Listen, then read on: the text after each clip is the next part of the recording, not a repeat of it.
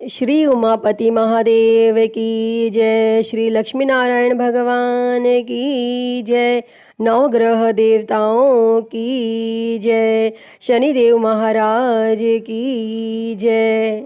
प्रिय भक्तजनों, आज हम इस वीडियो में शनिवार व्रत कथा सुनेंगे। तो आइए शुरू करते हैं। उससे पहले आप सभी प्रेम से बोलिए शनिदेव महाराज की जय, नवग्रह देवताओं की जय। एक समय स्वर्गलोक में इस बात पर विवाद छिड़ गया कि 9 ग्रहों में से सबसे बड़ा कौन है। यह विवाद इतना आगे चला गया कि यह एक युद्ध की स्थिति बन गई। इस बात के निष्कर्ष पर पहुंचने के लिए सभी देवता देवराज इंद्र के पास पहुंच गए और उन्होंने कहा, हे देवराज, अब आप ही निर्णय करें कि हम सब में सबसे बड़ा कौन है। देवताओं द्वारा पूछे गए इस सवाल से देवराज इंद्र उलझन में पड़ गए। तब इंद्रदेव ने कहा कि मैं इस प्रश्न का उत्तर नहीं दे सकता हूँ, मैं असमर्थ हूँ। इस सवाल का जवाब पाने के लिए वह सभी पृथ्वी लोक में उज्जैनी नगरी के राजा विक्रमादित्य के पास गए। तब राजा विक्रमादित्य के महल पहुंचकर सभी देवताओं ने प्रश्न किया। इस पर राजा विक्रमादित्य भी असमंजस में पड़ गए। वो सोच रहे थे कि सभी के पास अपनी अपनी शक्तियां हैं, जिसके चलते वो महान हैं। अगर किसी को छोटा या बड़ा कहा गया तो उन्हें क्रोध के कारण काफी हानि हो सकती है। इसी बीच राजा को एक तरीका सूझा। उन्होंने 9 तरह की धातु बनवाई, जिसमें स्वर्ण, रजत, कांसा, ताम्र, सीसा, रांगा, जस्ता, अभ्रक व लोहे शामिल थे। तब राजा ने सभी धातुओं को एक एक आसन के पीछे रख दिया और इसके बाद उन्होंने सभी देवताओं को सिंहासन पर बैठने के लिए कहा। तब धातुओं के गुणों के अनुसार सभी आसनों को एक दूसरे के पीछे रखवा कर उन्होंने देवताओं को अपने अपने सिंहासन पर बैठने को कहा। और जब सभी देवताओं ने अपना अपना आसन ग्रहण कर लिया, तब राजा विक्रमादित्य ने कहा, इस बात का निर्णय हो चुका है। जो सबसे पहले सिंहासन पर बैठा है वही बड़ा है। यह देखकर शनि देवता बहुत नाराज हुए। उन्होंने कहा, राजा विक्रमादित्य, यह मेरा अपमान है। तुमने मुझे सबसे पीछे बिठाया है। मैं तुम्हारा विनाश कर दूंगा। तुम मेरी शक्तियों को नहीं जानते हो। तब शनि देव ने कहा, एक राशि पर सूर्य 1 महीने, चंद्रमा 2.25 महीने, मंगल 1.5 महीने, बुध और शुक्र 1 महीने, बृहस्पति 13 महीने रहते हैं, लेकिन मैं किसी भी राशि पर 7.5 वर्ष रहता हूँ। मैंने अपने प्रकोप से बड़े बड़े देवताओं को पीड़ित किया है। वो मेरा ही प्रकोप था कि भगवान राम को वन में जाकर रहना पड़ा था, क्योंकि उन पर 7.5 थी और रावण की मृत्यु भी इसी कारण हुई। अब तू भी मेरे प्रकोप से नहीं बच पाएगा। और शनि देव ने बेहद क्रोध में वहां से विदा ली और वहीं बाकी देवता खुशी खुशी वहां से चले गए। इसके बाद सब कुछ सामान्य ही चलता रहा। राजा विक्रमादित्य पहले की ही तरह न्याय करते रहे। दिन ऐसे ही बीतते रहे, लेकिन शनि देव अपना अपमान नहीं भूले। एक दिन शनि देव बदला लेने के लिए घोड़े के व्यापारी के रूप में राज्य पहुंचे। जब राजा विक्रमादित्य को इस बात का पता चला तो उन्होंने अपने अश्वपाल को कुछ घोड़े खरीदने के लिए भेजा। जब अश्वपाल लौट आया और राजा को बताया कि घोड़े बेहद ही कीमती हैं, तब राजा ने खुद जाकर एक सुंदर और शक्तिशाली घोड़ा पसंद किया और उसकी चाल देखने के लिए घोड़े पर सवार हो गए। जैसे ही राजा विक्रमादित्य घोड़े पर बैठे, वैसे ही घोड़ा बिजली की रफ्तार में दौड़ पड़ा। घोड़ा राजा को एक जंगल ले गया और वहां जाकर राजा को नीचे गिरा दिया और फिर कहीं वह गायब हो गया। तब राज्य का रास्ता ढूंढने के लिए राजा जंगल में भटकने लगा, लेकिन उसे कोई रास्ता नहीं मिला। और कुछ समय बाद उसे एक चरवाहा मिला और भूख प्यास से परेशान उस राजा ने चरवाहे से पानी मांगा। चरवाहे ने उसे पानी दिया और राजा ने उसे अपनी एक अंगूठी दे दी। तब रास्ता पूछकर राजा जंगल से निकल गया और पास में ही मौजूद एक नगर में पहुंच गया। और एक सेठ की दुकान पर राजा ने कुछ आराम के लिए रुका और वहां सेठ से बातचीत करते हुए उसने बताया कि वह उज्जैनी नगरी से आया है। तब राजा कुछ देर तक उस दुकान पर बैठा। जितनी देर वो वहां बैठा, सेठ जी की काफी बिक्री हो गई।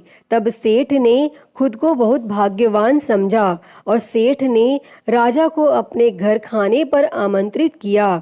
और सेठ के घर में एक खूंटी पर सोने का हार लटका था और उसी कमरे में वह राजा को छोड़कर चला गया। और कुछ समय बाद खूंटी उस सोने के हार को निगल गई। तब सेठ ने विक्रमादित्य से वापस आकर पूछा कि उसका हार कहाँ है। तब राजा ने उसे हार गायब होने की बात बताई। इस पर सेठ ने क्रोधित होकर चोरी करने के अपराध में विक्रमादित्य के हाथ पांव काटने का आदेश दे दिया। तब राजा विक्रमादित्य के हाथ पांव काट कर उसे नगर की सड़क पर छोड़ दिया गया। फिर कुछ समय बाद विक्रमादित्य को एक तेली अपने साथ ले गया। तेली ने उसे अपने कोल्हू पर बैठा दिया।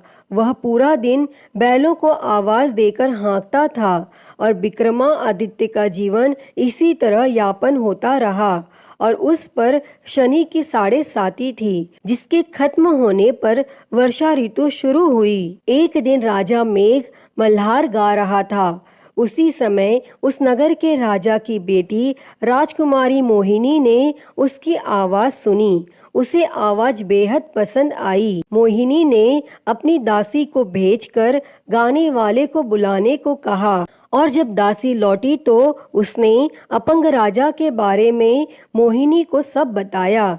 लेकिन राजकुमारी उसके मेघ मल्हार पर मोहित हो चुकी थी और अपंग होने के बाद भी वह राजा से विवाह करने के लिए मान गई। जब मोहिनी के माता पिता को इस बात का पता चला तो वो हैरान रह गए।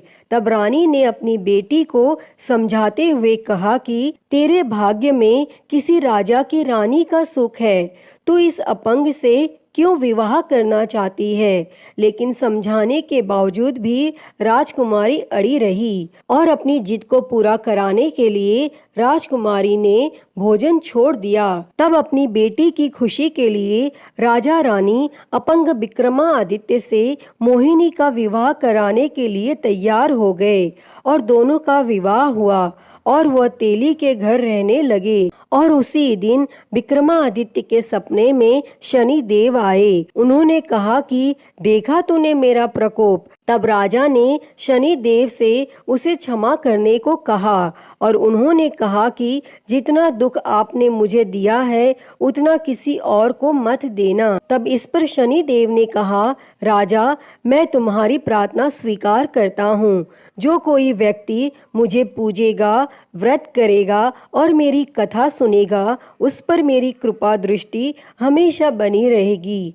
सुबह जब राजा विक्रमादित्य की नींद खुली तो उसने देखा कि उसके हाथ पांव वापस आ गए हैं और उन्होंने मन ही मन में शनि देव को नमन किया। और राजकुमारी भी विक्रमादित्य के हाथ पैर देखकर हैरान रह गई। तब राजा ने शनि देव के प्रकोप की कथा सुनाई और जब सेठ को यह बात पता चली तो वह तेली के घर पहुंचा।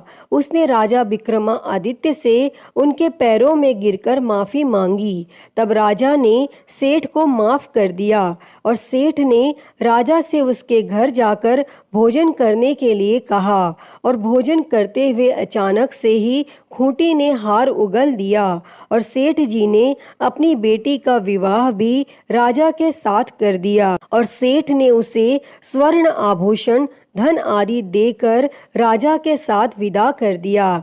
तब राजा विक्रमादित्य अपनी दोनों पत्नियों यानी राजकुमारी मोहिनी और सेठ की बेटी के साथ अपने राज्य उज्जैनी पहुँचे।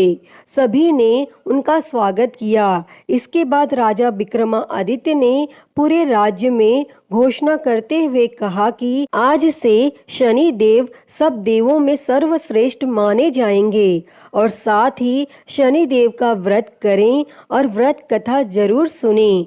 यह देखकर शनि देव बहुत खुश हुए। व्रत करने और व्रत कथा सुनने से शनि देव की कृपा रहने लगी और लोग आनंद पूर्वक रहने लगे। अतः हे शनि देव जी, जैसी कृपा आपने राजा विक्रमादित्य पर की, वैसी ही कृपा इस कथा को कहते, सुनते और हुंकारा भरते पर करना।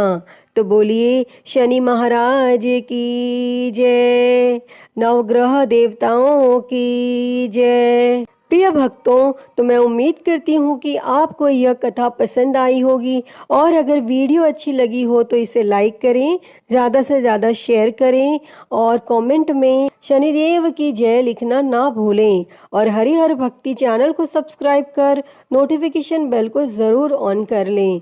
हर हर महादेव। धन्यवाद।